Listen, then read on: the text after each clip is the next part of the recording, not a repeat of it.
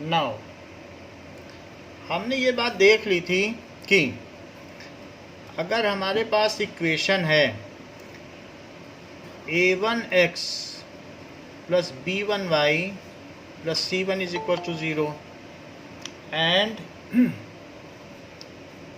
a2x plus b2y plus c2 is equals to 0. If these are two equations, तो इन equations को हम cross multiplication में कैसे लिख सकते हैं? x, y और 1।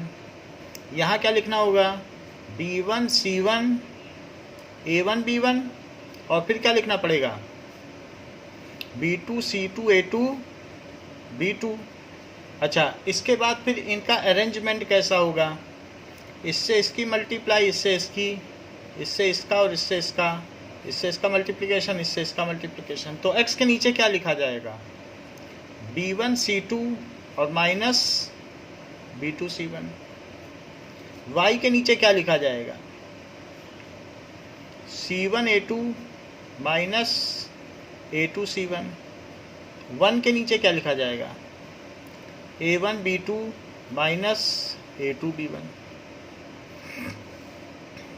अब अगर हम इसको इसके साथ इक्वेट कर दें तो जो x upon b1 c2 minus b2 c1 है वो किसके इक्वल हो जाएगा? 1 upon a1 b2 minus a2 b1। या फिर x किसके इक्वल हो जाएगा? b1 c2 minus b2 c1 upon a1 b2 minus a2 b1। ये x की वैल्यू है। और अगर मैं y के साथ इसको इक्वेट कर दूं तो क्या होगा? c1 a2 minus a2 c1 and it is equals to 1 upon a1 b2 minus a2 b1। ये नीचे की चीज़ ऊपर ले जाओ तो इधर सिर्फ खाली y बचेगा। c1 a2 minus a2 c1 और a1 b2 minus a2 b1। सो ये फार्मूला है। These are the expressions. So these are formula for cross multiplication methods. So question दिया जा रहा है prove above formula for cross multiplication method. x और y की value निकालो। So prove above formula if a1x plus b1y plus c1 is equals to 0 and a2x plus b2y plus c2 is equals to 0 are two linear equations in two variables।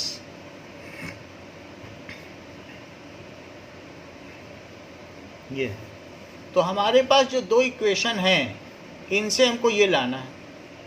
तो हम कैसे लाएं? इसको हम elimination method से लाएंगे। ज़रा देखिए कैसे एलिमिनेशन मेथड लगाकर हम ये ला सकते हैं। सो a1x अब प्रूफ देखिए प्लस b1y और plus c1 is equal to 0। और ये क्या है? a2x plus b2y plus c2 is equal to 0। पहली इक्वेशन से x एलिमिनेट कर दो, दूसरी से भी x हटा दो, दोनों में से। तो a1 है तो किससे मल्टीप्लाई करोगे? a2 से। और a2 है तो किससे मल्टीप्लाई करोगे? a1 से। तो फर्स्ट और सेकंड इक्वेशन में a2 a1 से करो। जरा a2 से करो। Now Anisha tell what are the things going to come. a2 से करो मल्टीप्लाई।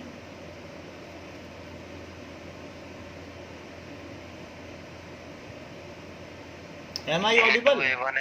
हाँ बोलो बोलो फिर से बताइए। प्रांजल बता रहे थे आप? सर कुणाल। हाँ बोलो Kunal. a2 a1x a1 a2x b1 b2 b1 a2y b1 a2y c1 a2 C1 A2 is equal to 0, और दूसरी में भी कर दो। A2 A1X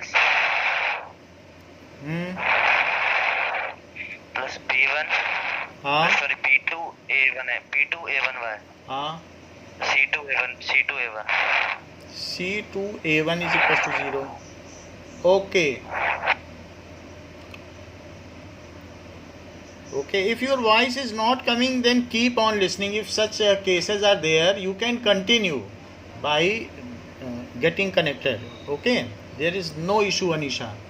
अब देखो निगेटिव इसमें कर दिया, सबका साइन चेंज कर दिया, तो साइन चेंज करने के बाद ये कट गया और यहाँ क्या आ गया, B1A2 और माइनस B2A1, लेकिन दोनों में y हमने कॉमन ले लिया है, ऐसा तो कर सकते हैं ना, y इसमें भी है, y इसमें कॉमन ले लो। Yes sir. अच्छा ये प्लस में आ गया C1A2 और माइनस C2A1, क्योंकि नीचे साइन चेंज किया तो ऐसा आ गया, उधर पे 0 आ गया। इस चीज़ को उधर ले जाओ तो दोनों के साइन बदल जाएंगे, यहाँ B1A2 लिखते रहो और B2A1 भी लिखते रहो और y भी लिखते रहो, लेकिन बाकी उधर ले जाओ तो ये निगेटिव उधर जाएगा तो क्या बनेगा C2A1, पॉजिटिव उधर जाएगा तो क्या बनेगा C1A2, वो भी निगेटिव का बनेगा। तो बताओ y क्या रहेगा, और उसके नीचे ये लिख दो B1A2 माइनस B2A1। ओके, सो ये y की वैल्यू आ गई। अब जैसे हमने y निकाला, ये वही है C1A2 माइनस A2 C1, देख लो। नाउ C1A2 है, लेकिन हमारे में C1A2 तो इधर आ रहा है, तो ऊपर और नीचे माइनस से मल्टीप्लाई कर दो, उसका कुछ फ़र्क नहीं पड़ता है।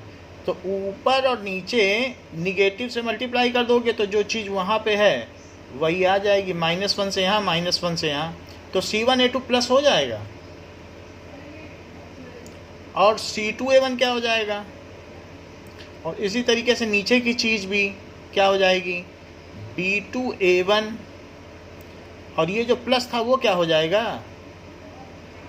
तो y की वैल्यू आ गई कि नहीं, बिल्कुल वही आ गई जो ऊपर थी। अब हम x की वैल्यू निकालने के लिए हम इसको किसी में रिप्लेस नहीं करेंगे, सीधा वैसे ही एलिमिनेशन मेथड से निकालेंगे। जैसे मैंने x को एलिमिनेट किया वैसे ही अब हम y को एलिमिनेट करने जा रहे हैं। So A1x plus B1y plus C1 is equal to 0, A2x plus B2y plus C2 is equal to 0। Now Srijan guide me how to execute it, इसको मैं कैसे करूं? सर दोनों तरफ हम इंटू एक टॉप वाले पे सर हम इंटू वो कर लेंगे B2 कर लिया, चलिए और बताइए। और फिर उसके बाद इंटू B1। नाउ अब क्या क्या आने वाला है sir A1 B2x plus B1 B2y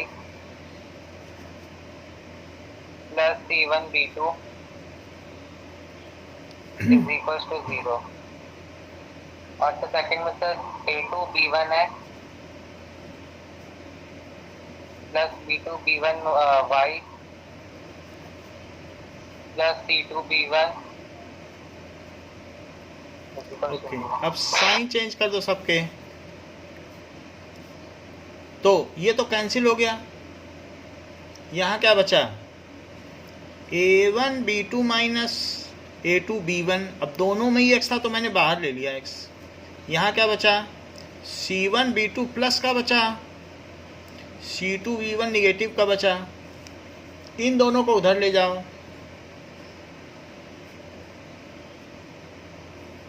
x is equals to C2 B1 plus हो जाएगा और ये निगेटिव हो जाएगा, तो x क्या आ गया C2 B1 minus C1 B2 और upon A1 B2 minus A2 B1। तो अगर ऊपर नीचे अलट पलट दो तो उससे कुछ फ़र्क नहीं पड़ता है, क्योंकि उससे वो चीज़ वही रहती है। जैसे आप देखो ऊपर 2 माइनस 7 है और नीचे है 3 माइनस 5, तो अगर क्या ये चीज़ मैं 7 - 2 और 5 - 3 लिख दूं तो क्या उसके इक्वल रहेगा कि निगेटिव का फर्क आ जाएगा?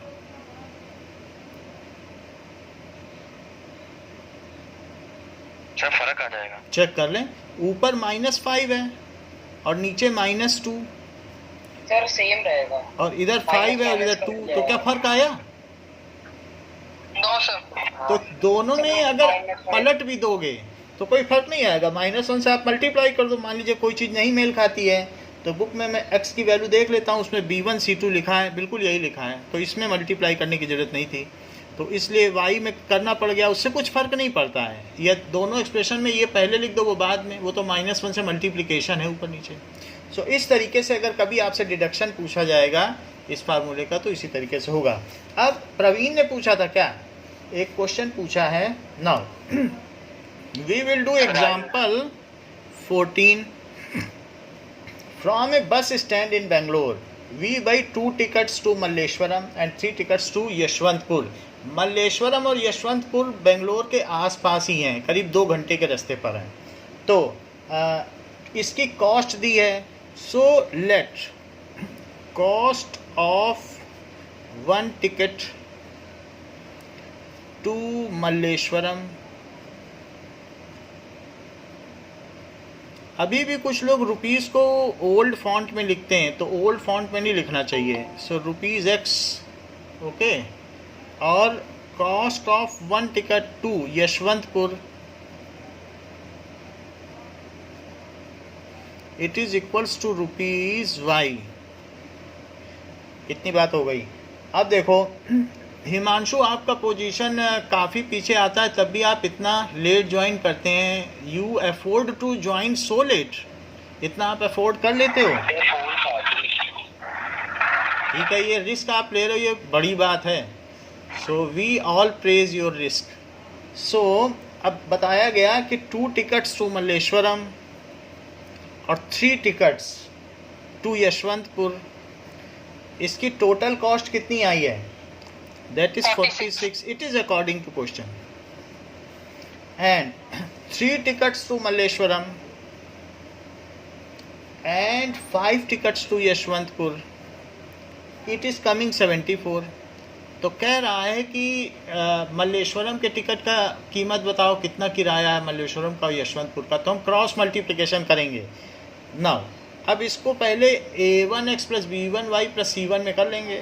So that is This implies 2x + 3y - 46 is equals to 0। नहीं भी करते और वर्बली c की वैल्यू निकाल देते हो तो भी चलेगा, ये टर्म फिर भी मैं कर देता हूँ। तो अब c को भी इधर ले आए। अब देखो x y 1 using cross multiplication method, तो यहाँ BCAB, तो b कितना है बताइए हिमांशु, कितना कितना लिखूँ?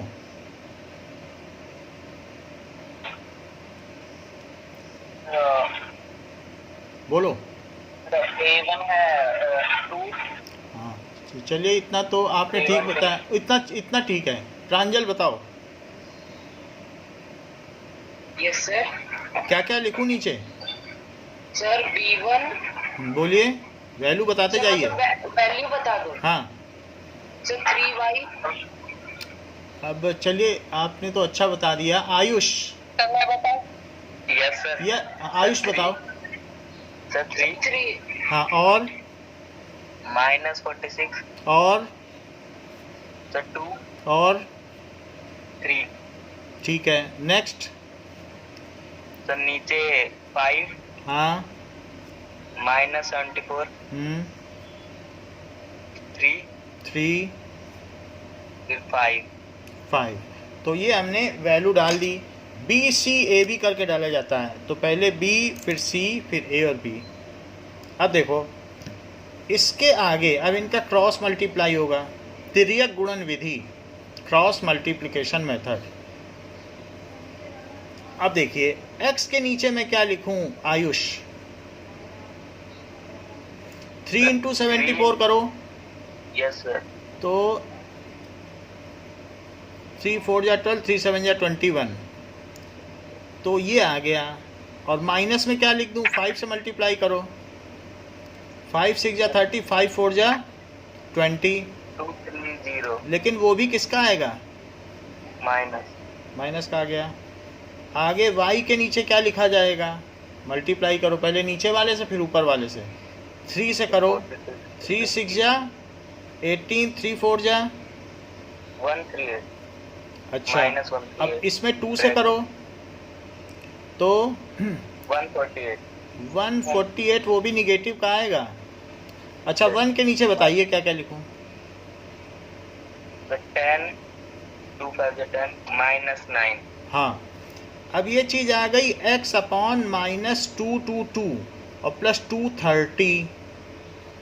y के नीचे क्या आ गया? -138 और प्लस में क्या आ गया? प्लस 148। और यहाँ 1/1 आ गया। तो x के नीचे आयुष क्या आया? Sir 8 plus 8। y के नीचे sir 1 sir 10 is 1, so it is 1। तो एक बार इसको इससे इक्वेट करो और एक बार इसको इससे इक्वेट करो and see what are the values coming. तो जब x बाई 8 को मैं 1 से इक्वेट कर दूंगा और y बाई 10 को भी 1 से इक्वेट करना है, तो x कितना आ जाएगा? 7 नहीं आएगा, माइनस थोड़ी ना होता है, प्रोडक्ट हो जाता है। y कितना आएगा? 10। So ticket to Malleshwaram is, so that is cost of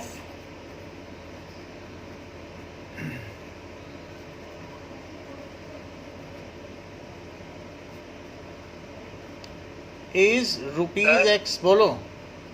tuition दिया होगा सर, उसमें लिखा होगा सर कौन से मेथड से करना है। ऐसा लिखा है क्या? सर लिखा होगा क्या सर कौन सा मेथड? नहीं नहीं, कुछ भी नहीं लिखा होगा, कभी भी नहीं पूछा जाएगा आपसे कि किस मेथड से करो। तो एग्ज़ाम में भी नहीं पूछा जाता है कभी भी, अपने मन से कोई एक मेथड। ठीक है, सो इट इज़ ₹8 और इसमें रुपीज़ कितना आ गया? 10। तो बाद में कंक्लूडिंग स्टेटमेंट सभी का लिख देना। अब देखो एग्जाम्पल 15। एग्जाम्पल 15 क्या कहता है कि for what values of p does the pair of linear equations given below has unique solution. तो किसके लिए यूनिक सोल्यूशन होगा? यूनिक सोल्यूशन की हमें कंडीशन पता होनी चाहिए। So 2x plus 2y plus 2 is equal to 0। Praveen, unique solution की क्या कंडीशन है? यूनिक सॉल्यूशन की सर कोइंसिडेंट। इतना अच्छा है, इतना तो आपने काफ़ी बता दिया। अमित कुमार, आप बताइए। Yes sir. यूनिक सोल्यूशन के लिए कोफिशिएंट के बीच में क्या रिलेशन है, क्या कंडीशन है? A1 upon A2 is not equal to B1 upon B2। ठीक है, सो फॉर यूनिक सोल्यूशन, ठीक है, तो यहाँ पर वैल्यू लिख लो। A1 is equal to 4, B1 is equal to P, C1 is equal to 8, A2 is equal to 2, B2 is equal to 2, C2 is equal to 2। तो जैसा कि आपने बताया it is not equal to B1 by B2, तो मैं क्या क्या लिख दूँ यहाँ पर? Amit Kumar,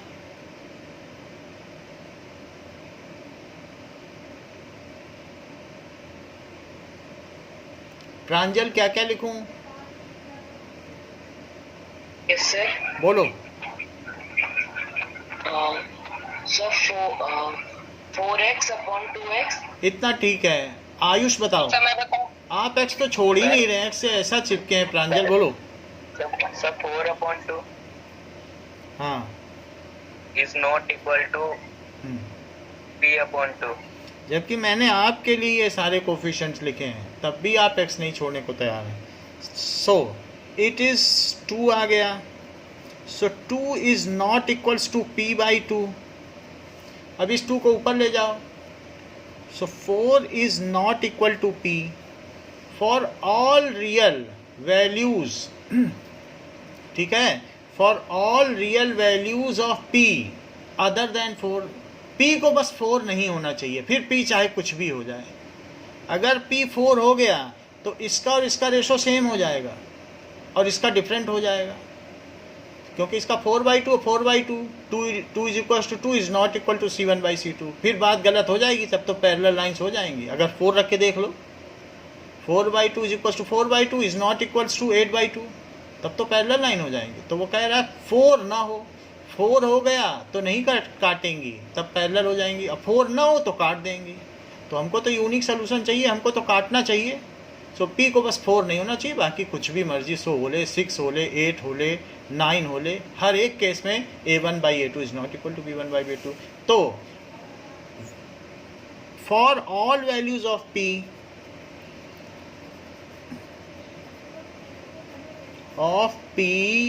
for all real values, real number है ना, for all real values of p other than 4, 4 के अलावा सारी, other than 4, the given equations have unique solution. The given pair of linear equation have unique solution. Himanshu, क्या यहाँ पर P5 permitted है? 5 हो सकता है कि बात गलत हो जाएगी? हो सकता है, हो सकता है, ठीक है। नाउ और अगर 4 हो जाएगा हिमांशु तो क्या हो जाएगा? सर गलत हो जाएगा। क्या हो जाएगा अगर 4 हो जाएगा तो? यूनिक सोल्यूशन नहीं बनेगा। क्या हो जाएगा? कुछ तो बताइए, कुछ तो बताना है ना। 4 हो जाने से क्या हो जाएगा? बोलिए सर। a1/a2 इक्वल टू, तब लाइंस कैसी हो जाएंगी सर? कोइंसिडेंट हो जाएंगी कि इंटरसेक्टिंग? अगर 4 हो जाए सर इंटरसेक्टिंग हो जाएंगी। ओके आयुष, अगर P4 हो जाएगा तो लाइंस कैसी हो जाएंगी? पैरेलल। हाँ, तो वही बात है ना कि कहीं कहीं की ईंट कहीं का रोड़ा, भानुमति ने कुनबा जोड़ा। हिमांशु से पूछो कुछ और, बताते कुछ और है, और फिर भी अफोर्ड कर रहे हैं लेट ज्वाइन करने का। ये बहुत बहादुरी की बात है। सर P अगर 4 होगा तो सर वो कोइंसिडेंट होगा ना? ये इन्होंने बता दिया कि अगर P4 होगा तो वो पैरेलल होगा, क्योंकि हम लोगों ने अभी डिस्कस किया। कैसे इन्होंने जान लिया? देख लो, हर चीज़ सामने। भाई जो जिसके पास परसेप्शन है वो रख के देख लेगा। उन्होंने रखा और पाया 4y और +8 इज इक्वल टू 0 और 2x + 2y + 2 is equal to 0। तुरंत ये बात देखो बता दी कि 4/2 is equals to 4/2 is not equal to 8/2। तुरंत बता दिया उन्होंने। देखो ये तो पैरेलल है सर, कोइंसिडेंट कहाँ हुआ? हाँ सर, सॉरी सर। इतना ठीक है, चलो ठीक है। सो एग्जाम्पल 16 पर आ जाते हैं। Now for what values of k will the following pair of linears have infinitely many solutions? So for what values of k, हमारे पास kx plus 3y minus k minus 3 it is equals to 0, 12x plus ky minus k is equals to 0। तो infinitely many solutions के लिए अमित कुमार क्या condition है?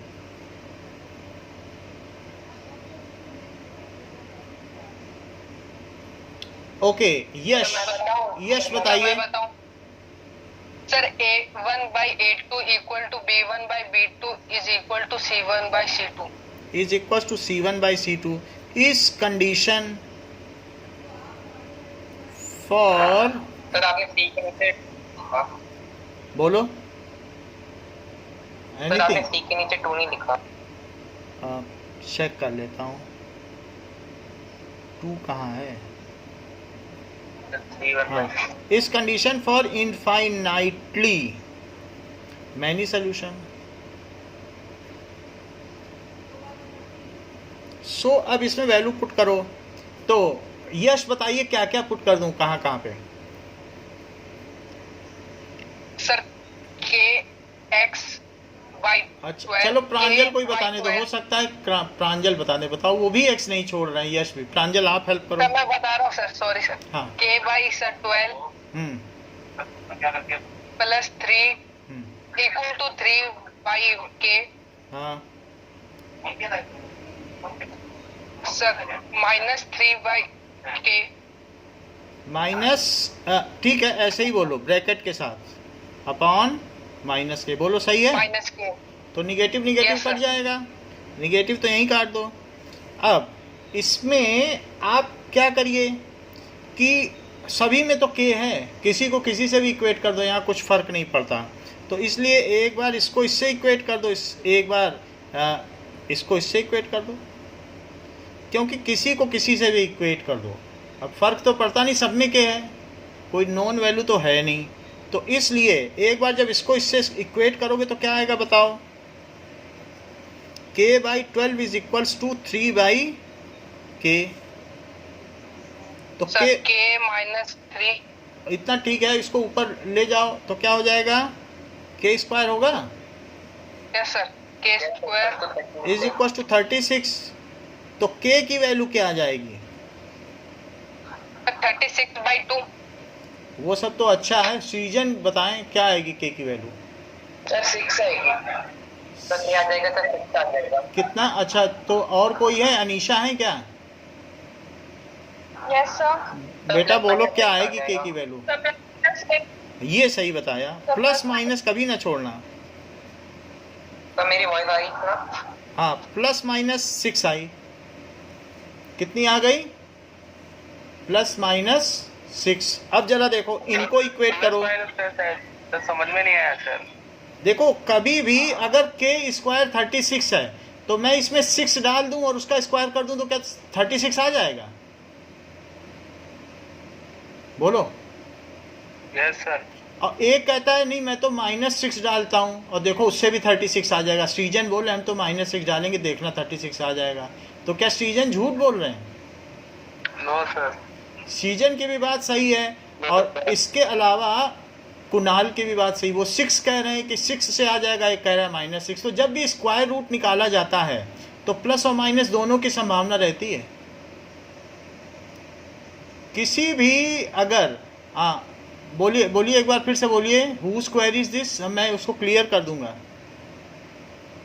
Anybody is having any query then please tell. Sir बोलो। चलिए, 3 by k is equals to k minus 3 by k. ये चीज़ समझ में आ गई आप लोगों को कि स्क्वायर रूट में प्लस माइनस लगाना पड़ता है। अगर एक्स स्क्वायर 4 है तो एक्स की क्या वैल्यू हो सकती है?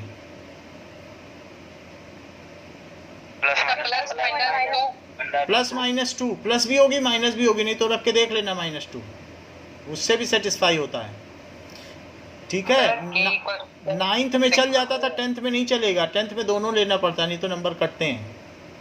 हाँ, नाउ अब इस 3 को ऊपर ले, k को ऊपर ले जाओ, इसको इधर ले जाओ। So 3k is equals to k minus 3। तो 3k क्या हो जाएगा? k square minus 3k। तो 3k और उधर के 3 को इधर ले आओ, इट इज k स्क्वायर। तो 3k प्लस 3k कितना हो गया? 6k is equals to k square हुआ। अब जरा देखो, सबको एक तरफ ले लो और उधर 0 लिख दो। k की वैल्यू क्या हो सकती है? यहाँ से कोई बता सकता है इसको देख के? देखो सीजन ने 6 बताया है। अनीशा k की वैल्यू क्या क्या हो सकती है? सर प्लस माइनस 6 और माइनस 6। लो, अनीशा ने पूरी बात कह दी, फिर से बोलो अनीशा। सर 0 बोल दिया, दूसरा एंड 6। कैसे इन्होंने बताया? इन्होंने k को कट नहीं किया, ये बहुत ज़रूरी था, क्योंकि जब भी इस तरीके के क्वेश्चंस होते हैं तो k कॉमन लिया जाता है। अब दो चीज़ों का प्रोडक्ट जीरो है, तो या पहला जीरो या दूसरा जीरो, तो या तो k ज़ीरो या k माइनस 6 ज़ीरो, तो k ज़ीरो या k इज इक्वल्स टू 6। अच्छा, यहाँ k की दो वैल्यू आई, जो दूसरा केस है। ये केस 1 था कि हमने इनको इक्वेट किया, ये केस 2। ऐसी कोई कंडीशन है k की जो दोनों को सेटिस्फाई करती हो। ये 0 और 6 बता रहा है, ये -6 और +6 बता रहा है, तो k की कोई ऐसी कॉमन वैल्यू है जो यहाँ भी हो यहाँ भी हो? +6 बस। So for k is equals to +6, ये भी कंडीशन सेटिस्फाइड और ये भी। So k for k is equals to +6 the given pair of linear equations have, इस सेंटेंस को हिमांशु पूरा करो। For k is equals to +6 the given pair of linear equations have infinitely many solutions. Yes, it is infinitely many solutions. So common value जो है वो दोनों को satisfy कर देगी। So right down this statement for k is equals to 6 given pair of linear equations have infinitely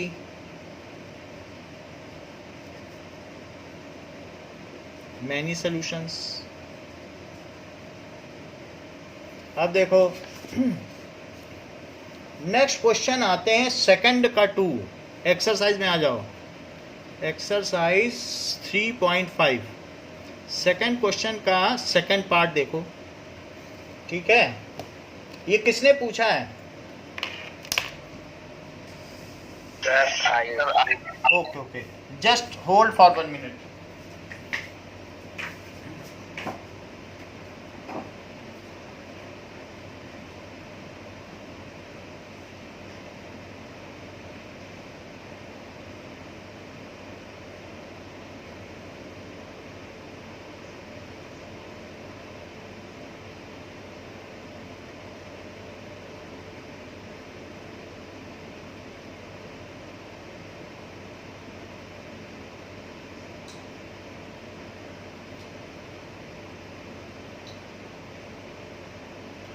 light चली गई थी इसलिए पहुंच गए।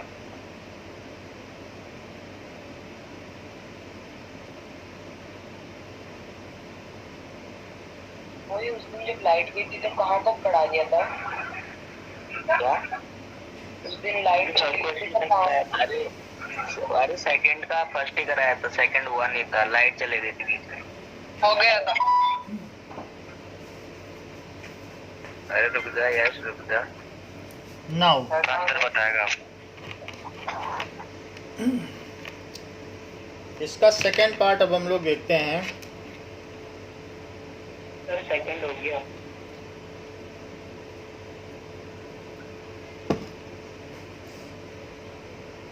किसने पूछा था सेकंड? सर वो उस दिन लाइट चली गई थी, तो मैं बता देता हूँ, 1 मिनट की बात है। So for what value of k it has no solution, so 3x plus y is equals to 1, 2k minus 1, 2k minus 1x और plus k minus 1 y is equals to 2k minus 1, 2k plus 1। अब जरा देखो इसमें for no solution, no solution, yes आपने पूछा है क्या? जिसने पूछा है मैं उसी से करवा देता हूँ। बोलो किसने पूछा है?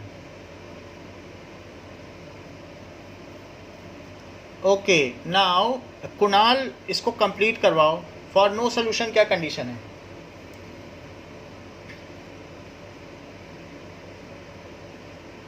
Kunal, am I Audible?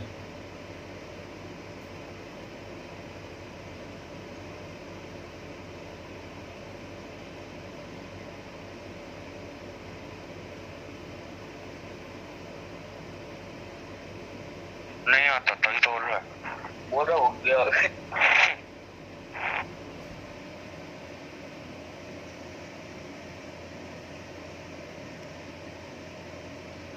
Okay, Kunal इस सवाल को करवाइए। सर नो सॉल्यूशन के लिए A1 upon A2 is equal to B1 upon B2 is not equal to C1 upon C2। सबकी वैल्यू बताइए।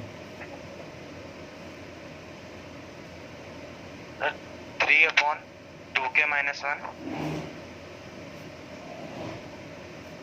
1 upon k minus 1,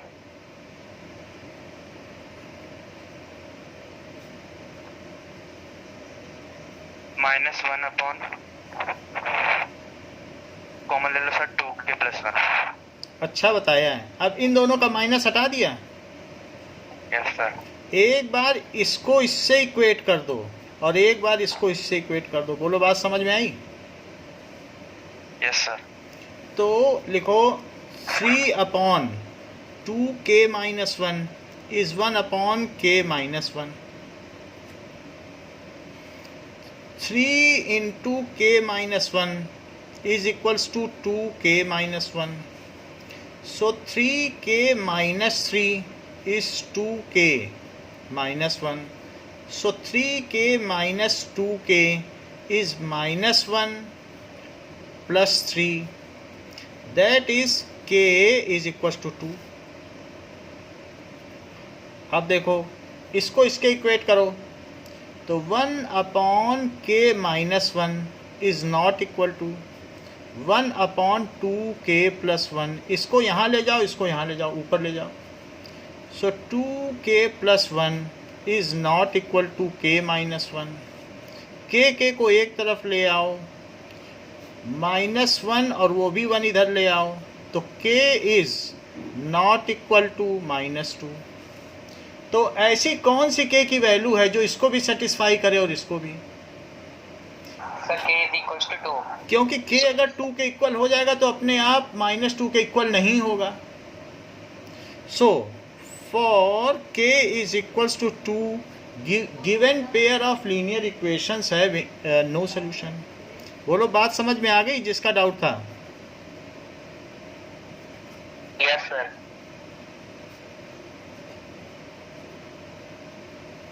have no solution.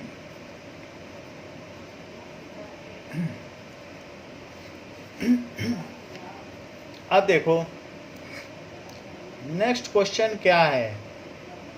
Third हुआ था कि नहीं हुआ था? थर्ड कर रहे थे सर नहीं हुआ। अच्छा, तो हम इसे दो मेथड से करेंगे, सब्स्टिट्यूशन और क्रॉस मल्टीप्लिकेशन।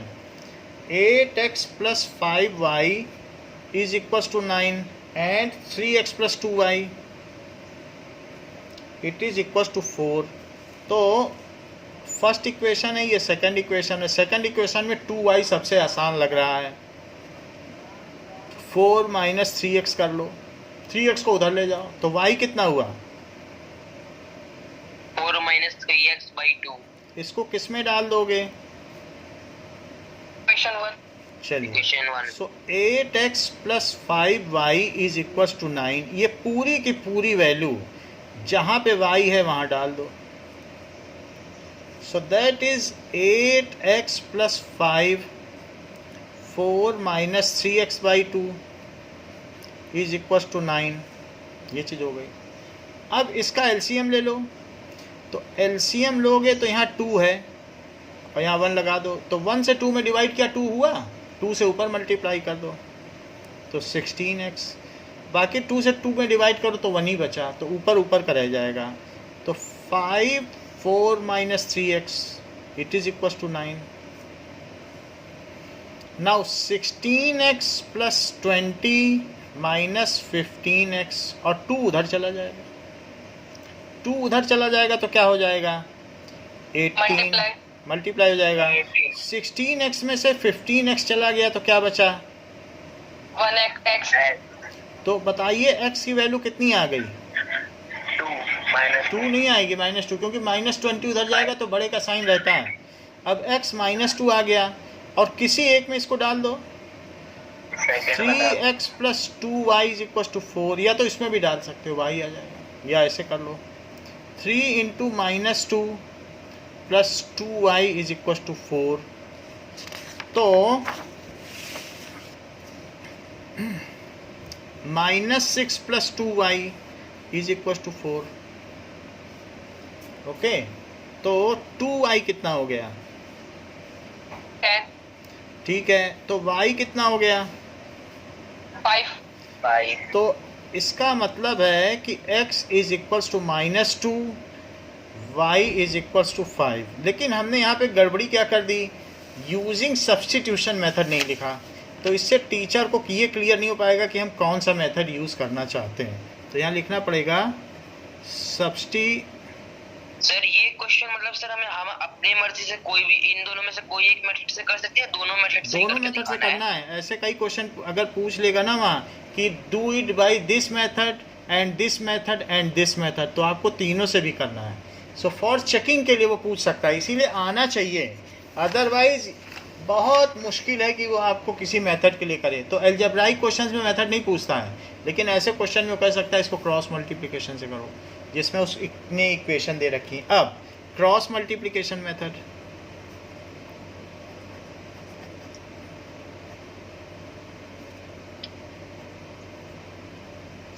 सो क्रॉस मल्टीप्लिकेशन मेथड में क्या है? These equations are 8x + 5y = 9 and 3x + 2y = 4। मुझे लगता है कि अब हिमांशु बता सकते हैं। So let Himanshu take a chance to tell what are to be written below x, y and 1। Okay sir हाँ इसके नीचे सर 5 हाँ -9 वेरी गुड, 8 और 5। बहुत अच्छी बात कही है। 8 और 5, फिर 2 - 4 3 2। क्या लिखूं बोलो? 2 - 4 3 3 2। 2। चलो अब इसका क्रॉस मल्टीप्लिकेशन कर दो।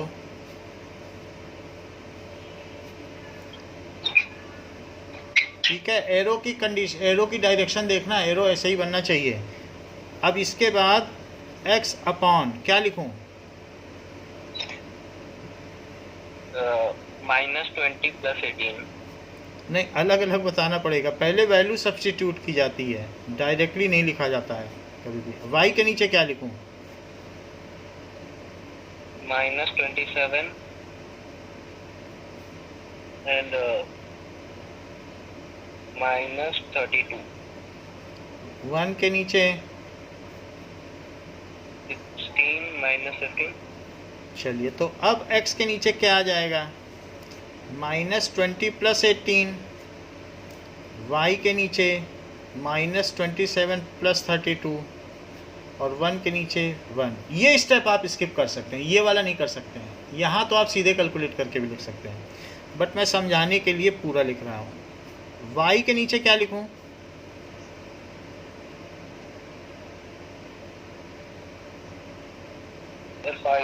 हाँ, और फिर 1। तो एक बार इसको इससे इक्वेट कर दो, एक बार इसको इससे इक्वेट कर दो। तो x by -2 it is equal to 1। और एक क्या आएगा? तो x की क्या वैल्यू आ जाएगी? ठीक है, सो x और y की वैल्यू आ गई। अब जरा देखो fourth question statement based questions हैं। तो पहला कहा जा रहा है कि a part of monthly hostel charges is fixed and the remaining depends on the number of days which has taken food. मान लो तुम्हें किसी हॉस्टल में रहते हो, तो आपका उसका रेंट लगेगा 800 रुपये, सब बच्चों से रेंट लिया जाएगा। और डेली का आपका मेसिंग चार्ज है 20 रुपये डेली खाने का है। और किसी दिन आप सोचो मैं आउटिंग पे चला जाऊं, हॉस्टल से अपनी बुआ के घर चले जाऊं या मौसी के घर चला जाऊं, तो उस दिन फिर आपको पैसा नहीं देना है 20 रुपये। तो the dining days, the messing days are on the basis you have taken food. कोई 24 डेज फूड लेगा, कोई 26 डेज भी ले सकता है, कोई 25 डेज भी ले सकता है। तो कितनी दिन किसने डाइनिंग की? So that is there is boarding charge. बोलो। हाँ, so what is the fixed charge? Let fixed charge is sir ये क्वेश्चन हम कोई भी तरीके से कर सकते हैं। कोई भी तरीके से कर सकते हैं, बट चूंकि इस एक्सरसाइज में आया है तो इसी तरीके से करना है. So late fixed charge is ₹X, ठीक है. और मेसिंग चार्ज कितना है? वो फिक्स चार्ज है, वो लॉजिंग एंड बोर्डिंग चार्ज है कि आपका सामान कहाँ रखा है या फिर आपका रह रहे हो तो वो वहाँ पर रहने का है. और messing charge per day and charge cost of food per day.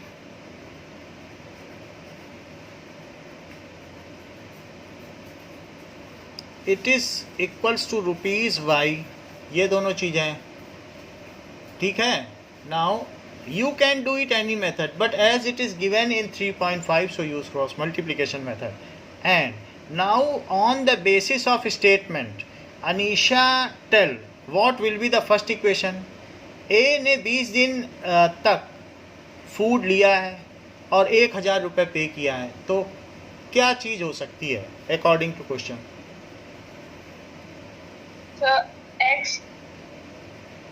X plus 20y is equals to 1000. ठीक है, ये 1000 हो गया x प्लस 20y, क्योंकि 20 दिन खाना लिया तो 20y, और ये फिक्स चार्ज तो देना ही है, रहने का तो फुल देना पड़ेगा. और दूसरे का क्या हो जाएगा?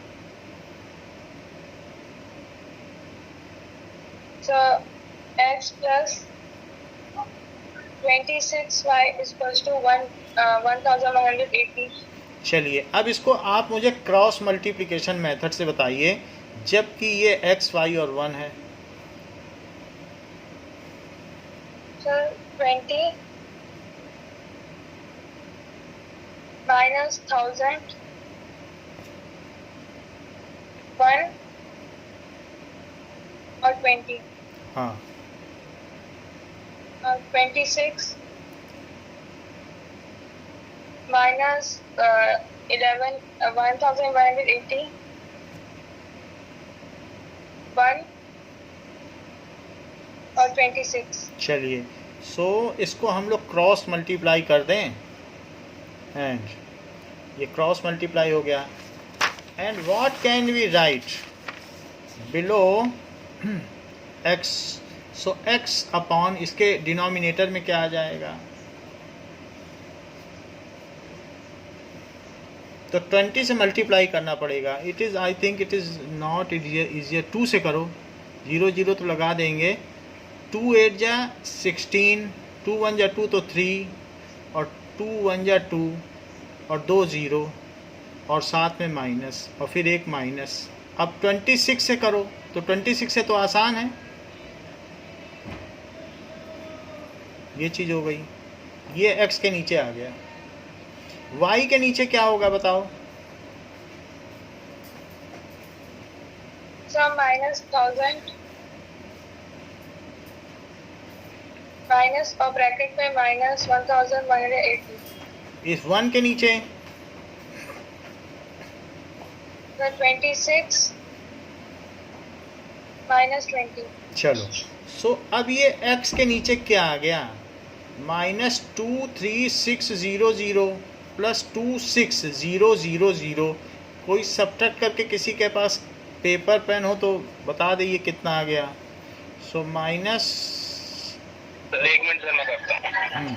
2400 6 आ गया. तो ये चीज़ आ गई 2400, 3600 है, और ये 6000, तो 2400 सही बताया है प्लस का. और y के नीचे क्या आ गया? सर 180, और 1/6. एक बार इसको इसके इक्वेट करो, एक बार इसको इसके इक्वेट करो.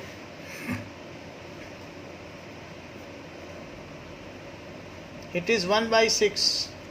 तो x इज इक्वल टू क्या हो जाएगा? तो x की वैल्यू कितनी आ जाएगी? तो ये तो वहाँ के रहने के चार्जेस हैं, इतना आपको देना पड़ेगा. अच्छा, y/180, तो y क्या हो जाएगा? 30. तो y is equals to 30 rupees. So the fix charges तो फिक्स्ड चार्ज क्या है इस 400 रुपीज़ एंड चार्ज या charges for food per day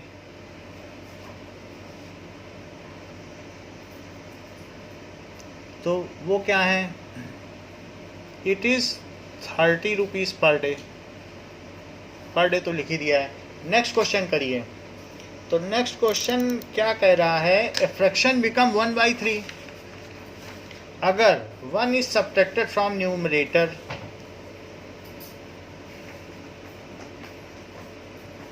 let the fraction is x by y. Asmit, now tell according to question क्या हुआ? Sir x minus 1 upon y is equal to 1/. x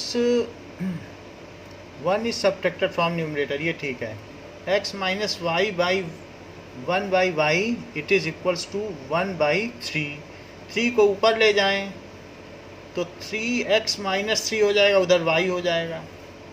अब सबको एक ही तरफ रखो, 3x minus y minus 3 is equals to 0। Second equation क्या होगी?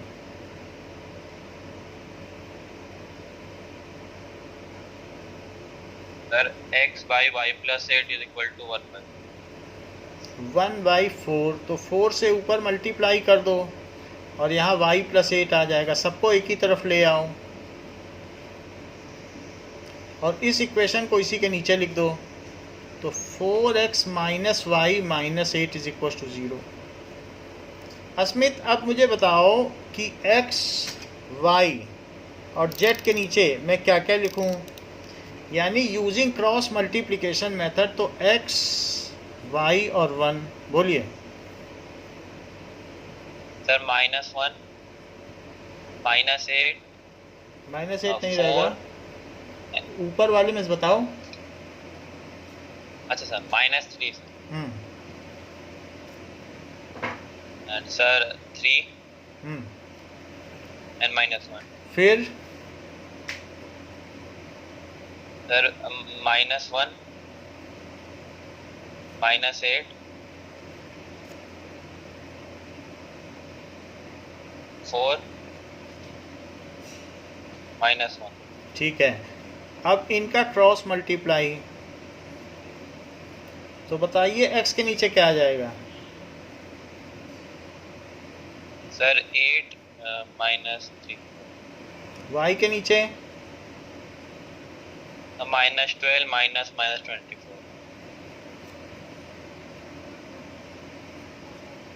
1 के नीचे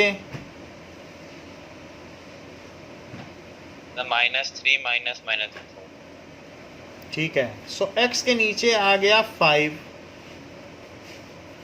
नाउ y के नीचे क्या आ गया? 12 सर 12 और 1 के नीचे 1। तो अब x की क्या वैल्यू होगी, y की क्या वैल्यू होगी? So x by 5 is equals to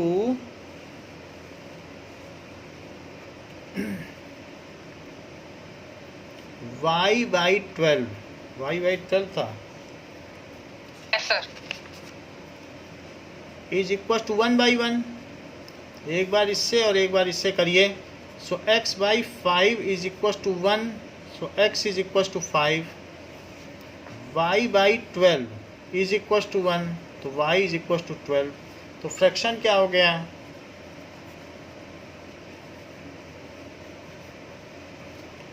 five by 12। जरा अब इसको चेक करो, वेरिफिकेशन। यदि ऊपर कुछ जोड़ दिया जाए 1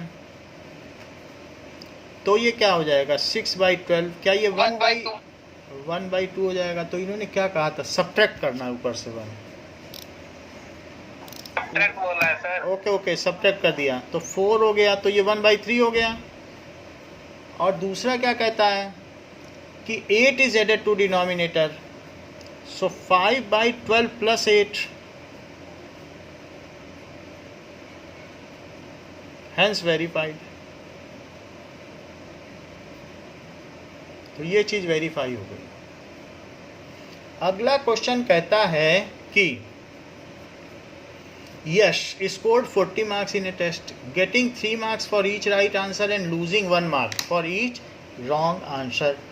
मान लीजिए यश चौधरी तो नहीं है, ये कोई और है। तो यश ने Yash scored 40 marks in a test.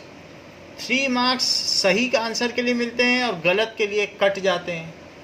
So let, और टोटल कितने क्वेश्चंस हैं ऐसा कुछ लिखा है? हाउ, यही पूछा ही गया है कि कितने हैं। सो लेट यश अटेम्प्टेड x राइट आंसर्स, उसने x क्वेश्चन सही किए हैं और y रॉन्ग आंसर्स। तो कभी कभी मार्किंग स्कीम बदल जाती है। वो कह देगा टीचर कि 2 नंबर सही के लिए 1 गलत के लिए, और कभी कह देगा 3 नंबर सही के लिए, हर सही के लिए, और 2 काटे जाएंगे गलत के लिए। तो कुछ बच्चे उछल पड़ते हैं पहली मार्किंग स्कीम में, कुछ दूसरी में। सर काटने का सिर्फ 1 बोलो, यानी हर गलत पे 1 कटेगा। दूसरा टीचर कहता है नहीं, हमारा रूल है कि 4 नंबर सही पे दो और 2 गलत पे काटो। 2 अलग अलग टीचर हैं, तो दोनों ने अब वो जो मार्क्स दिए ये इसको अलग अलग दिए। पहला टीचर जब उसकी मार्किंग करता है तो उसने क्या किया, उसको 40 नंबर दे दिए पहले वाले केस में। दूसरे ने जो किया तो उसको 50 नंबर मिल गए। तो अगर उसने गलत कम या ज़्यादा किए होंगे on the proportion of wrong answers and right answers, उसको क्वेश्चन मिले। तो अब ज़रा देखो कि पहले टीचर के हिसाब से उसे 40 नंबर मिले। सो अकॉर्डिंग टू क्वेश्चन हर सही पे 3 और गलत पे कितना काटा? वाई गलत किए हैं, हर गलत पे 1 नंबर काटा। माइनस करोगे ना जो काटा। मान लीजिए उसने 10 सही किए और 2 गलत किए, तो बताओ उसको कितने नंबर मिलेंगे? सही पे 3 नंबर दो, 10 into x minus सही पे 3 नंबर दे दो और गलत पे 1 काट लो, तो 28 मिले कि नहीं? बताइए। How much marks he has got? Am I audible? yes sir तो Yes, sir. 10 क्वेश्चन सही किए तो 30 नंबर मिल गए उसको, लेकिन 2 गलत किए तो 2 नंबर कट भी गए, 28। अच्छा, दूसरा टीचर कहता नहीं, हर सही को 4 नंबर दो। अब यश को कितने मिलेंगे? sir 36 4 38 sir into 10। अच्छा, गलत पे कह रहा 2, उसको काट लो, हर गलत पे 2 नंबर काटो। तो 40 माइनस 4 36। तो बताओ यश को पहले टीचर से फायदा मिला कि दूसरे से? मार्किंग स्कीम बदल गई तो फायदा हो गया ना। So it is 40। Now yes, second equation बताइए। 4x minus 2 इसको तो लिख लें 3x minus y is equal to 40। और दूसरी क्या बता रहे हैं? 4x minus 4x 2y equal to 50 हो गया। तो अब मुझे बता दीजिए कि मैं x, y और 1 के नीचे क्या क्या लिख दूं? x के नीचे sir minus 1 sir minus 40 sir 3 minus 1 next sir minus 2 minus 50 4 minus 2। तो अब इसका आप क्रॉस मल्टीप्लाई, एरो लगाना ना भूलें। सो x अपॉन क्या लिखूं? सब 50 माइनस ब्रैकेट माइनस 80 कुछ बार्गेनिंग कर लो।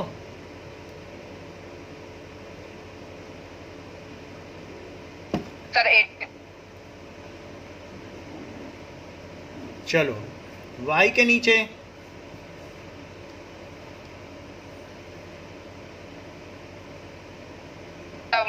-16 -160 हाँ 160 माइनस ब्रैकेट में -150 1 के नीचे सर -6 -4 चलिए तो x अपॉन -30 आ गया। y के नीचे क्या आ जाएगा? सर -10 सर -10 अच्छा 1 के नीचे क्या आ जाएगा? -2 चलिए एक बार इसको इससे और एक बार इसको इससे इक्वेट कर दें तो x upon -30 it is equals to 1 upon -2 तो x कितना हो गया? तो x की वैल्यू कितनी आ गई? 50 उसने 15 क्वेश्चन सही किए हैं। अच्छा y upon -10 is 1 upon -2 so -10 by -2 कितना आ जाएगा? 5 तो टोटल क्वेश्चंस कितने थे उस क्वेश्चन पेपर में? 5 तो नहीं थे, दोनों को जोड़ तो दो, सही और गलत सभी तो क्वेश्चन ही थे। 20 क्वेश्चन थे, 15 सही कर दिए, 5 गलत कर दिए, तो टोटल क्वेश्चन पूछ रहा है ना। So there were x plus y questions in the question paper. There were x plus y, that is 15 plus 5 questions were there. 20 questions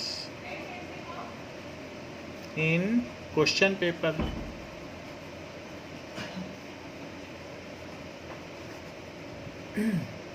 question में पूछा गया है कि places A and B are 100 kilometre apart. दो place हैं और 100 kilometre की दूरी पर हैं।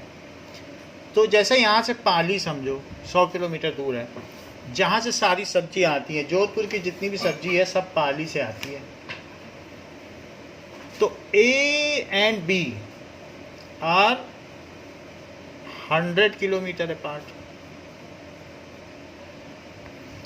Okay, one car starts from A and other car starts from B at the same time. दो कारें चलती हैं, एक A से स्टार्ट करती है और एक B से, मान लीजिए, और एक ही दिशा में चलती हैं, इन द सेम डायरेक्शन। कह रहा है एक कार यहाँ से चली, आगे बढ़ी, और एक कार उसी रोड पर इधर से चली। ये सब एक ही दिशा में चल रही हैं। एक B वाली यहाँ से चली है, ये B कार। स्क्रीन अटक गई। बोलो, स्क्रीन अटक गई, फिर से देखो।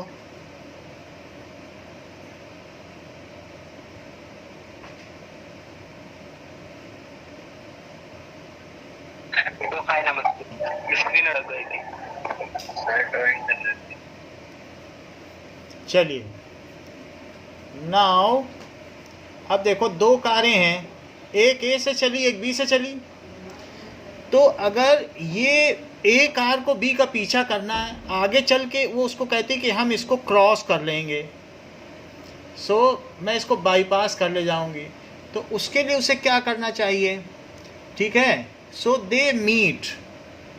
आगे चल के ये कितने घंटे में मीट कर लेगी? कह रहा है 5 घंटे में मिल पाएगी। तो कार A को तेज चलना चाहिए कि धीमे, अगर वो B को पहुंचना चाहती है? सर तेज चलना चाहिए। तो ये भी आगे बढ़ी और कहीं आगे चलकर अब ये दोनों कार बिल्कुल एक जगह पे पहुंच गई। कहीं आगे चलकर ये दोनों मिल गए, उसने मीट कर लिया। ये भी चलती रही, ये भी चलती रही, दोनों एक ही दिशा में चल रही हैं, लेकिन कितना टाइम लगा? So let speed of car A की स्पीड x किलोमीटर पर आवर थी। सर एक बार वापस बता दोगे, मेरी स्क्रीन से ब्लर हो अभी बिल्कुल मैं आपको बताने ही जा रहा हूँ। Let speed of car A is x kilometre पर our and speed of car B is y kilometre पर आवर। A कार जो है वो और ये बी कार है, तो ए x किलोमीटर पर आवर चलती है, हर घंटे में x किलोमीटर चल लेती है। और बी कार कैसे चलती है, हर घंटे में कितना चलेगी, y किलोमीटर। जैसे कभी कभी ट्रेन से आप जाते हो तो वो 1 घंटे में 60 किलोमीटर कवर कर लेती है ट्रेन, तो 60 किलोमीटर पर आवर। शताब्दी कितना कर लेती है पर आवर, 100 किलोमीटर, उसकी 100 की स्पीड है। अब देखो कि हमें ये मालूम है कि स्पीड दोनों की हमने मान ली है, और डिस्टेंस कितना होता है, डिस्टेंस का क्या फार्मूला होता है बताओ। स्पीड का कोई फार्मूला जानता है, speed is equal to distance upon time रहता है क्या, यानी पर यूनिट टाइम में जितनी डिस्टेंस चली जाए वही स्पीड होती है। तो डिस्टेंस का क्या फार्मूला होगा, distance is equal to speed into time. देखो डिस्टेंस का चाहिए फार्मूला तो क्या कर दो, v इंटू टी ना कर दो। तो 5 घंटे में एक कार कितना चलेगी, ये है स्पीड, स्पीड इसकी v है और इसकी स्पीड ये है y और इसकी स्पीड x है। तो बताओ distance travelled by car A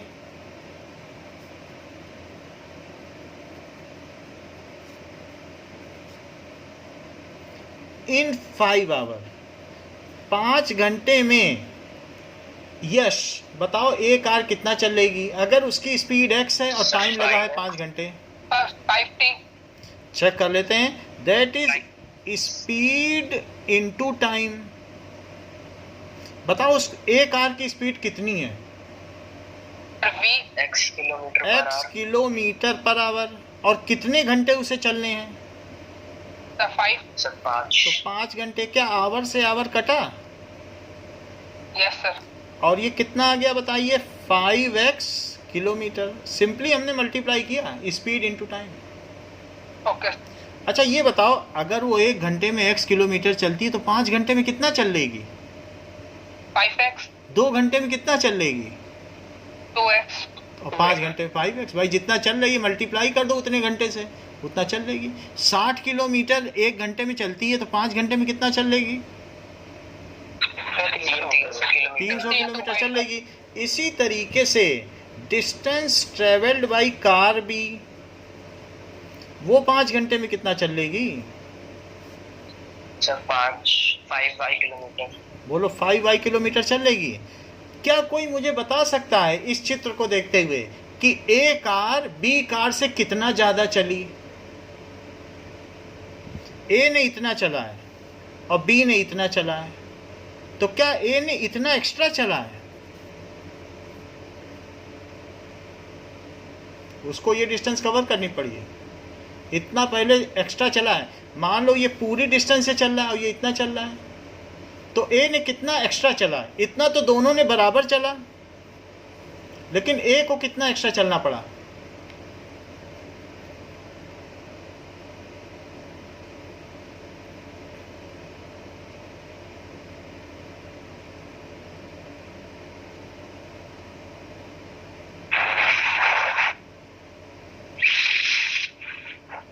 okay.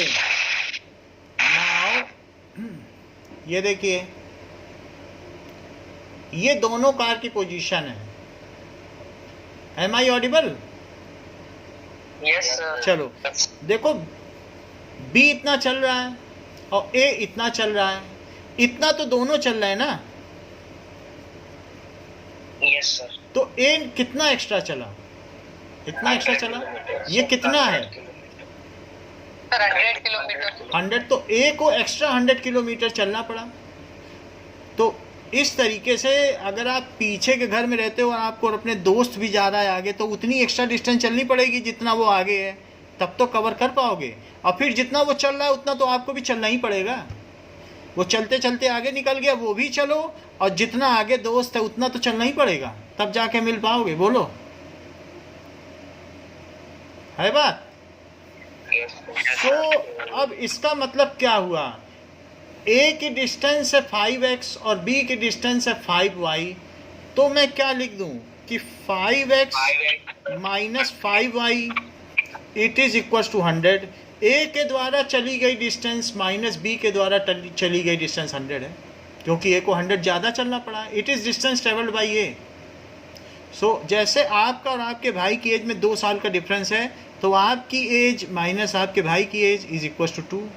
तो ए की डिस्टेंस 5 घंटे में और बी की डिस्टेंस, उसमें कितने का डिफरेंस आया?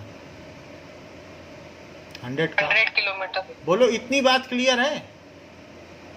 Yes sir. So this is first equation. अगर मैं 5 से डिवाइड कर दूं तो तब क्या हो जाएगा? x minus y is equals to 20। x minus y is equal to 20। अब देखो, ये फर्स्ट इक्वेशन हो गई। अब दोनों कारें एक दूसरे की तरफ चलती हैं। ये ए पॉइंट है, ये बी पॉइंट है, और ये कार भी इधर चल रही है, और ये वाली कार ये भी इधर चल रही। अच्छा, ए की स्पीड ज़्यादा है, ए हमेशा तेज़ चल रही, इसके पास बोलेरो है, इसके पास इंडिका है, कोई और होगी। तो इस तरीके से ये कहीं यहाँ मिल जाती हैं। ये इतना चल पाई, बी इतना चल रही, और ए ने इतना चल लिया। खैर, स्पीड तो उनकी वही है, उसकी एक्स स्पीड है, इसकी वाई है, लेकिन यहाँ दोनों मिल गई, एक दूसरे को क्रॉस कर दी। ये इधर से चली, इधर चली, यहाँ मिल गई। ये लखनऊ से चले, ये कानपुर से चली, ये बीच में कहीं सहारनपुर में मिल गए, सुल्तानपुर में मिल गए। अब देखो, 1 घंटे में मिले। जब एक दूसरे की तरफ चलते हैं तो कितनी देर में मिलते हैं? अपोजिट डायरेक्शन में चलते हैं तो कितनी देर में मिलते हैं? 1 घंटे में। 1 घंटे में ए कितना चला होगा? क्या कोई बता सकता है कि उसकी अगर x किलोमीटर पर आवर स्पीड है, so distance travelled by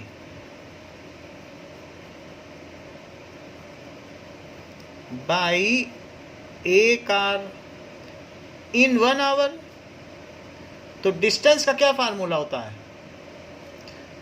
speed into time. तो स्पीड इसकी कितनी है? बिल्कुल ठीक बताया है आपने। और टाइम 1 आवर है, तो क्या आवर कट जाएगा? और कितना आ जाएगा? x kilometre. So distance travelled by B car कितना होगा 1 घंटे में? बिल्कुल y किलोमीटर हो जाएगा। उसी ऊपर की तरह कर लेना, 1 आवर में उसका भी मल्टीप्लाई। क्या x और y ने मिलकर, भाई आप ही ने बताया ये x किलोमीटर चला है अभी नीचे से, और ये y किलोमीटर चला है, तो क्या दोनों ने मिलकर 100 किलोमीटर डिस्टेंस तय कर ली है? Yes sir.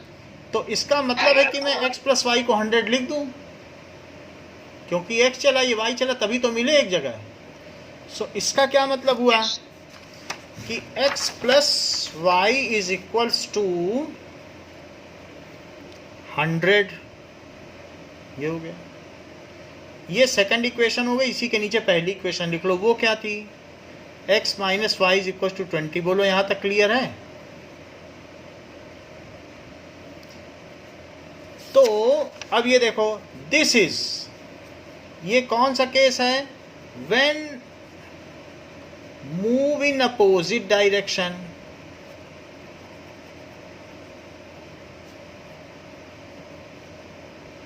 और ये ऊपर वाला केस क्या था? When move in same direction. When move in same direction. 2 case थे। तो ये सेम डायरेक्शन है और ये अपोजिट डायरेक्शन। अपोजिट मतलब तो अलग अलग हो जाएगा ना, वो सेम उसमें टूवर्ड्स आएगा। Opposite direction and towards each other. ठीक है, तो अब ये टूवर्ड्स ईच अदर कर दो। अपोजिट डायरेक्शन तो है ही, इसके आगे इसको क्लियर कर लो।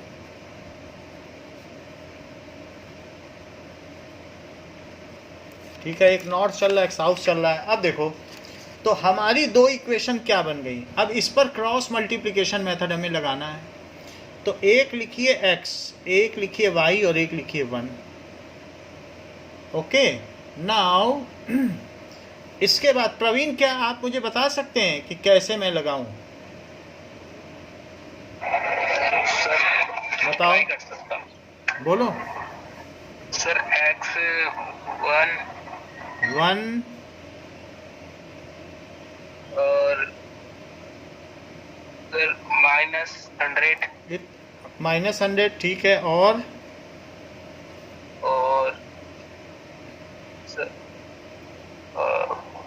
1 और 1 फिर 1 कैसे होगा? b की क्या वैल्यू है? b2 फिर -1 फिर -20 हम्म 1 हम्म -1 चलिए अब हम इसका मल्टीप्लाई करेंगे। सो x अपॉन कितना आएगा बताओ? सर हाँ बोलिए। नीचे -20 हाँ +100 वेरी गुड, आगे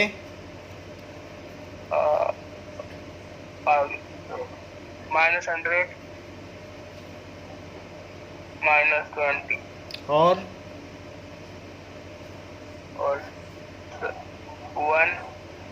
1 तो नहीं आएगा, -1 +1 ठीक है। सो x अपॉन क्या आ गया?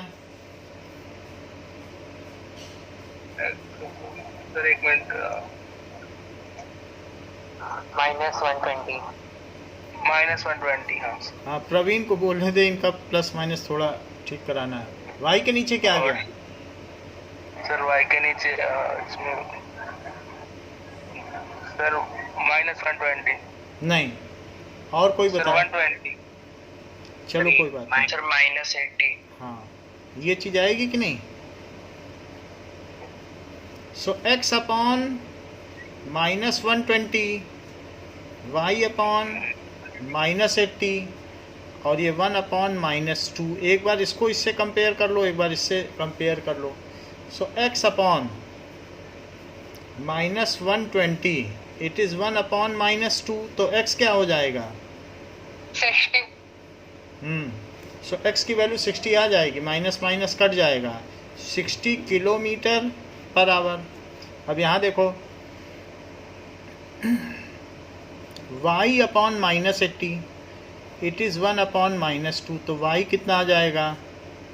40 -2, तो y आ गया 40 किलोमीटर पर our. So speed of car A is 60 kilometre पर our.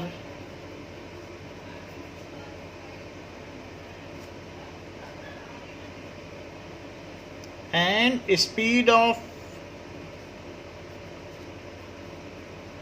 car B is 40 kilometer per hour. Now, fifth question says that the area of rectangle, हमें मालूम नहीं है कि इस रेक्टेंगल की लेंथ और ब्रेथ क्या है, इसके बारे में कुछ भी पता नहीं है। So let its length is x metre और breadth is y metre. Let length is x metre और breadth is y मीटर। तो ये बताओ इसका एरिया क्या हो जाएगा? Sir XY area is xy metre square. अच्छा, अब वो कह रहा है कि अगर मैं इसकी, हाँ बोलो, ब्लर हो रही क्या? स्क्रीन भी बहुत ब्लर हो गई इसमें। मैं इसको ठीक करता हूँ फिर से।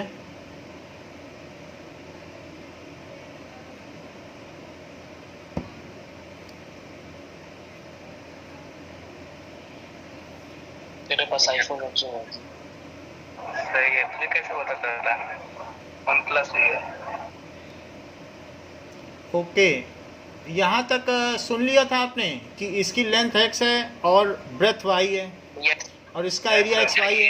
Yes sir yes. अगर लेंथ में से कितना कम कर दिया जाए, देखो पढ़ो क्वेश्चन में, the area is reduced by 9 square metre if length is reduced by 5, तो न्यू लेंथ क्या हो जाएगी अकॉर्डिंग टू क्वेश्चन?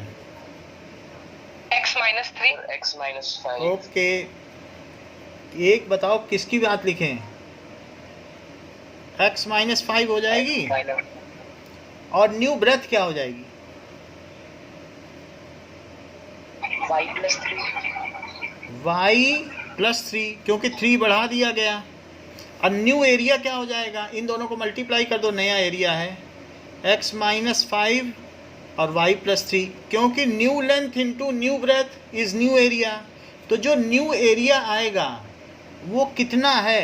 क्या वो पहले वाले एरिया से 9 कम है क्या? Yes sir. तो मैं xy - 9 लिख दूं भाई। Yes. नई लेंथ इंटू नई ब्रेथ, वो कह रहा है कि area is reduced by 9 square metre. तो हमने अगर लेंथ कम कर दी, ब्रेथ बढ़ा दी, कुछ हमने चेंज कर दिया इसी में। हमने इसमें ब्रेथ तो बढ़ा दी और लेंथ हमने कम कर दी। यूनिट नहीं दे रखी ना दी, अच्छा यूनिट ना दी हो तो फिर यूनिट लिख देना। हमने मीटर स्क्वायर लिख दिया, फिर मीटर मत लगाइएगा। तो आप इसमें यूनिट लिखिए और स्क्वायर यूनिट्स यहाँ लिख दें, मीटर हटा दीजिए, सब जगह बस यूनिट लिख दें। तो न्यू ब्रेथ कितनी दे दी? y+3, यहाँ बस यूनिट डाल दें। अच्छा बताइए, तो ये बात समझ में आई कि नया लेंथ इंटू नया ब्रेथ इज इक्वल टू नया एरिया। लेकिन नया एरिया कितना है? पुराने एरिया से 9 कम है। चेक कर लो पहली line, area is reduced by 9 square units.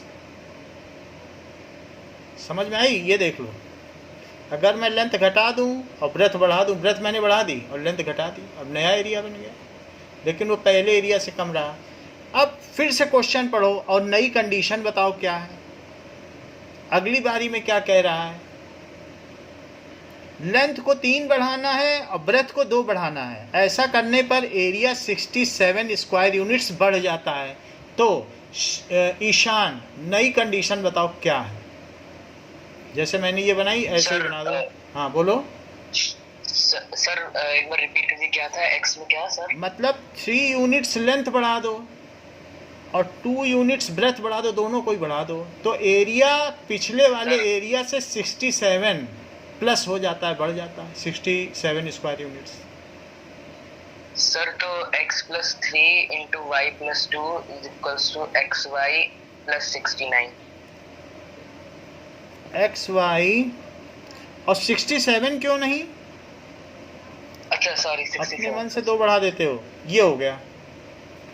अब इन इक्वेशंस को सिंप्लीफाई करें तो देखें क्या आता है। पहली वाली इक्वेशन क्या है? देखो, नई लेंथ इंटू नई ब्रेथ, तो एरिया 9 कम हो गया। नई लेंथ इंटू नई ब्रेथ, तो एरिया 67 बढ़ गया। जैसे वो कह रहा है वैसा कर दिया। कभी लेंथ बढ़ा रहा है, कभी ब्रेथ घटा रहा है, लेकिन जो भी वो कह रहा है वही किया है। और पुराने वाले एरिया से कंपेयर कर रहा है। तो पहले केस में 9 कम हो जाता है और दोनों बढ़ाया जाता है, तो पहले वाले से 67 स्क्वायर यूनिट्स बढ़ जाता है। सो फर्स्ट वाली इक्वेशन को लेके चलो, x - 5 और y+3 it is equal to xy - 9। x से मल्टीप्लाई करो, डिस्ट्रीब्यूटिव लॉ, और फिर -5 से भी मल्टीप्लाई करो। It is xy plus 3x minus 5y minus 15 that is equals to क्या हो जाएगा? xy - 9। दोनों तरफ xy है तो दोनों तरफ से xy कट जाएगा, नहीं तो ला के माइनस में काट दो तो भी हो जाएगा। अच्छा, 3x - 5y - 15 प्लस 9 इधर ले आए, ये क्या हो गया?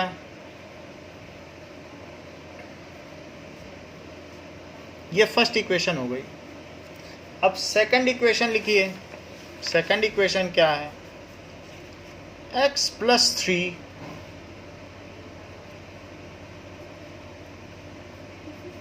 और y + 2 इज xy + 67। तो x का मल्टीप्लाई करो, फिर 3 का मल्टीप्लाई करो, तो उधर क्या हो जाएगा?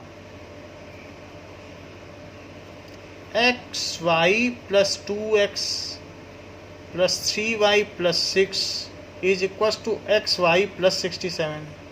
यहाँ तक बात समझ में आई?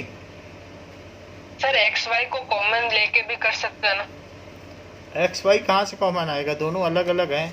अब कैसे कॉमन करोगे, कहाँ से कॉमन लेना चाहते हो बताओ। Sorry sir. ले नहीं सकते ना, एक्स वाई दोनों है ही नहीं पूरे में। तो ये एक्स वाई इधर ले आओ और माइनस करके कट कर दो, बस इतना कर सकते हो। एक्स वाई कट कर दिया, माइनस में इधर भी ला के कट कर सकते हो। ये एक्स वाई प्लस का इधर ले आओगे माइनस हो जाएगा, तो x y minus x y cut गया।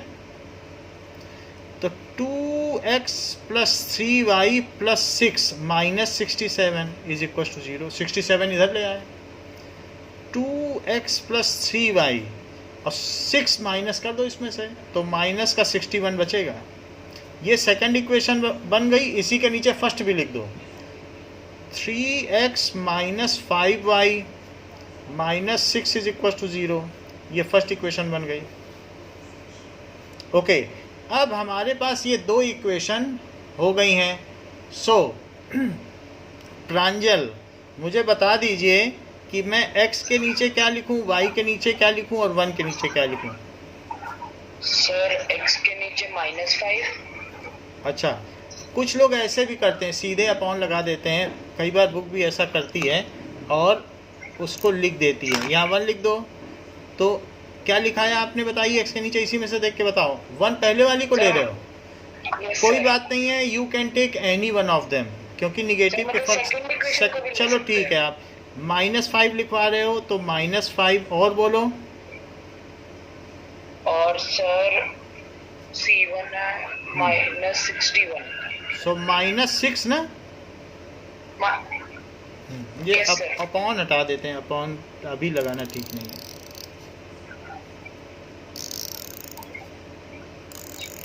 चलो क्या लिख दूं, -5 लिखा। अब क्या लिखूं, फर्स्ट वाली ये ले रहे हो ना, -6। -6। फिर सर फिर 2 कहाँ से लिया, अब नीचे वाली 1 ले रहे हो तो नीचे ही वाली लो ना। सर 3। तो सर वो ऊपर नीचे में कंफ्यूज हो गया। अब एक लो, हमने तो आपको दोनों ऑप्शन दिए, चाहे ऊपर की लेते चलिए, लेकिन एक लिया तो वही लो ना। ओके सर, फिर -5। अगली बताइए। सर अब 3 और सर -61। सर अब 2, सर 3। चलिए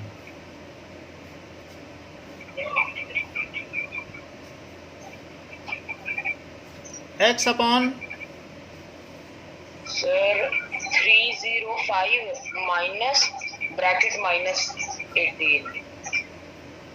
y upon sir -12 minus bracket -183। 1 upon sir 9 minus bracket -10। Okay, तो इट इज x अपॉन 305 में 18 जोड़ दो। सर 323। ठीक है, y अपॉन -12 प्लस 183, सर 171। और ये 19 हो जाएगा। ये बताओ क्या हो सकता है। 171। सो x अपॉन 171। 171 और 1/19। तो एक बार इससे इसको इक्वेट करो और एक बार इससे इसको इक्वेट करो। x upon 323 is 1/19। तो x क्या हो गया, 19 से डिवाइड करो। 17 होगा। तो 17 आएगा। 17 आएगा। 17 आएगा, चेक कर लेते हैं।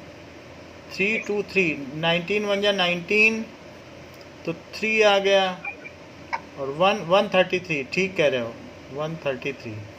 सो 17 आ गया, 17 यूनिट्स। तो x जो है 17 यूनिट्स हो गया। और y upon 171, so y is equal to 171/19। y 9 आएगा। y 9 units. सो अब हम लिख सकते हैं, so the dimension length and breadth of rectangle are, क्या क्या हो जाएंगे। So length and breadth of rectangle are 17 units and 9 units respectively.